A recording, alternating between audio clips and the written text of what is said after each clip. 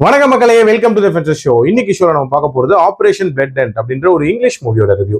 இந்த படம் பாத்தீங்கன்னா லயன்ஸ் கேட் பிளே ஓடிடி ஆப்ல அவைலபிளா இருக்கு, தமிழ் டப்பிங்லயுமே அவைலபிளா இருக்கு. இந்த படம் ஒரு பீரியாடிக் மிலிட்டரி டிராமா அப்படின்னே சொல்லலாம். அதாவது 1940 காலகட்டத்துல வேர்ல்டு வார் 2 நடந்த டைம்ல எடுக்கப்பட்ட கதை அப்படின்ற மாதிரி காட்டியிருப்பாங்க. அந்த பீரியட் ஆஃப் டைம்ல யூஎஸ் ஆர்மி இருக்காங்கல்ல, அவங்களோட குரூப் ஆஃப் சோல்ஜர்ஸ் வந்து பசிபிக் ஓஷன்ல இருக்கக்கூடிய ஒரு தீவு இருக்குல்ல, அங்க வந்து ஒரு மிஷனுக்காக போறாங்க. அது என்ன மாதிரியான மிஷன் அப்படின்னா, இவங்களோட மரைன் யூனிட் மிஸ் ஆயிருக்கும், அதை தேடி தான் இவங்க அங்க போயிருப்பாங்க. ஆக்சுவலா அதுக்கு காரணம் ஜப்பான் ஆர்மியா தான் இருக்கும் அப்படின்ற மாதிரி ஒரு கணக்கு இவங்களுக்கு இருக்கு. அது மட்டும் இல்லாம அந்த தீவுல நிறைய சூப்பர் நேச்சுரல் எலிமெண்ட் இருக்கு அப்படின்ற மாதிரியான சில சந்தேகங்களும் இருக்கு. அதனாலேயே ரெவரண்ட் அப்படின்னு சொல்லப்படுற ஒரு சூப்பர் நேச்சுரல் எக்ஸ்பர்ட்டை வந்து கூட கூட்டிட்டு போறாங்க.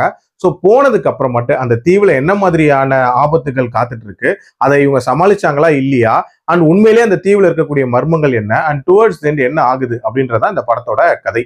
எனக்கு இந்த படத்துல பிடிச்ச விஷயம், அந்த சூப்பர் நேச்சுரல் எக்ஸ்பர்ட் இருக்காருல்ல நம்ம ரிவரண்ட், அவரோட அந்த இன்ட்ரடக்ஷன் அப்படின்னே சொல்லலாம். அதாவது அவர் என்ன மாதிரியான விஷயங்கள் பண்ணுவாரு அப்படின்றதுக்கு ஒரு சின்ன சாம்பிள் மாதிரி ஸ்டார்டிங்லேயே ஒரு சீன் காட்டியிருப்பாங்க.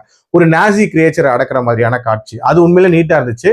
அண்ட் ஏன் அவர் அந்த மிஷனுக்குள்ள என்டர் ஆகுறாரு அப்படின்றதுக்குமே ஒரு ரீசனிங் வச்சிருந்திருப்பாங்க.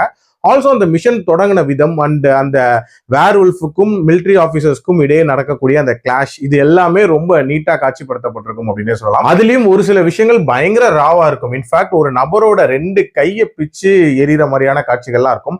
அதெல்லாம் ரொம்ப டிஸ்டர்பிங்கா இருந்துச்சு அப்படின்னே சொல்லுவேன். ஆல்சோ 1.5 மணி நேரத்துக்குள்ள முடியக்கூடிய ஒரு படமா இதை டிசைன் பண்ணியிருப்பாங்க.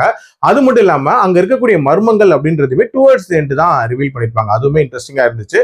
அண்ட் பார்ட் 2க்கான லீட் அப்படின்றதும் ஒரு மாதிரி நீட்டா கொடுத்து முடிச்ச ஒரு படம் தான். பட் இந்த படத்தோட ஒரு முக்கியமான பிரச்சனை என்னன்னா, டீடைலிங் அண்ட் மேக்கிங் அப்படின்றது கண்டிப்பா பெட்டரா இருந்திருக்கலாம். உதாரணத்துக்கு இந்த படம் 1940 நடக்கிற மாதிரியான கதைன்னு சொல்றாங்க.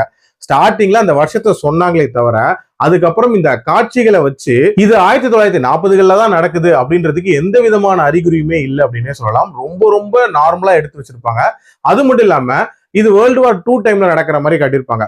ஸோ அது ரிலேட்டடான டீடைலிங், அதோட சுவாரஸ்யமான சம்பவங்கள் எதையாவது லிங்க் பண்ணி சொல்லியிருப்பாங்களா அப்படின்னு கேட்டீங்கன்னா அதுவுமே இல்லவே இல்லை. அட்லீஸ்ட் அந்த மிஷன்லயாவது ஏதாவது பயங்கர ட்விஸ்ட் அண்ட் டர்ன்ஸ் இருக்குமா அப்படின்னு கேட்டீங்கன்னா ரொம்ப ரொம்ப நார்மலான ஒரு மிலிட்டரி மிஷன் எப்படி இருக்குமோ அந்த மாதிரி தான் இந்த கதையுமே அமைச்சிருந்தாங்க. ஆல்சோ இந்த ரெவரண்டோட அப்பாவோட அந்த ரிலேட்டடா ஏதாவது எமோஷன்ஸை இவங்க வந்து ட்ரிகர் பண்ணியிருப்பாங்க அப்படின்னு பார்த்தீங்கன்னா அதுவுமே பெருசா பண்ணல. ஓவரால் ரொம்ப ஆவரேஜா எடுக்கப்பட்ட ஒரு மிலிட்டரி டிராமா தான். பட் கண்டிப்பா ஒன்ஸ் ட்ரை பண்ணி பார்க்கலாம். என்னோட ரேட்டிங் இந்த படத்துக்கு 2.7 out of 5. நான் முன்னாடியே சொன்ன மாதிரி ஒரு சில காட்சிகள் கொஞ்சம் கோரியா இருக்குமே தவிர மற்றபடி பார்க்கலாம்.